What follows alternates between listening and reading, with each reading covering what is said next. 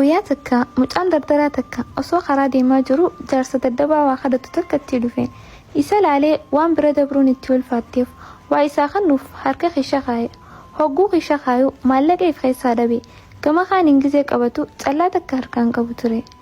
Keessa duubaa gizee qabatu boorsaa isaa akka mana dhiisee dhufe yaadatee rifate.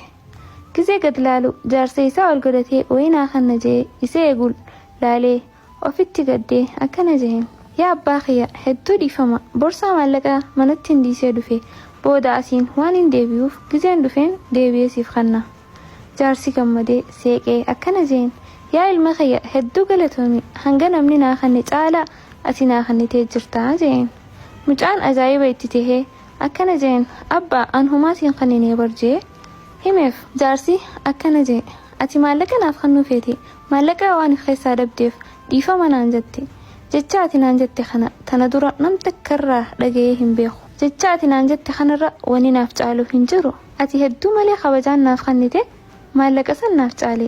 Maallaqa aangoo beekumtii fi guddina hunda wanni sii kennu jijjiiruu hin dandeenye jecha gaarii bichaan sii kenna.